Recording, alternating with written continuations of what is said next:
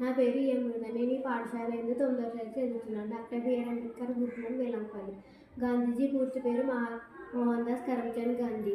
ఈయన 1869 అక్టోబర్ 2వ తేదీన గుజరాత్ రాష్ట్రంలోని పోర్బందర్లో జన్మించారు. తల్లి పుత్లిబాయ్, తండ్రి కరమ్చంద్ గాంధీ. రాజ్కోట్లో పాఠశాల విద్య పూర్తి చేశారు. చిన్నతనంలో చూసిన సత్య హరిశ్చంద్ర, శ్రావణ కుమారుడు నాటకాలు అతనిపై ఎంతో ప్రభావాన్ని చూపాయి.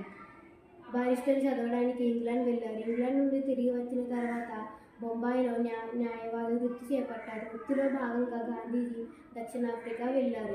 ఒకనాడు 1వ తరగతి టికెట్ రైలు కొనుక్కుని రైలులో ప్రయాణిస్తుండగా ఆంగ్లేయులు నల్ల జాతీయులమనే ద్వేషంతో అవమానించారు. రైలు బండి దింపివేశారు.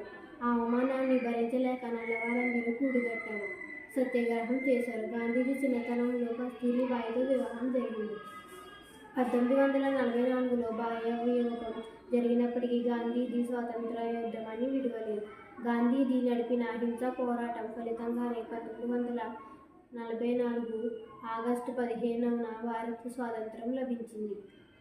గాంధీజీ స్థాపించిన సబర్మతి ఆశ్రయం, వార్ధా ఆశ్రయం.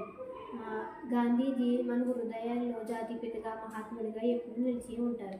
Thank you.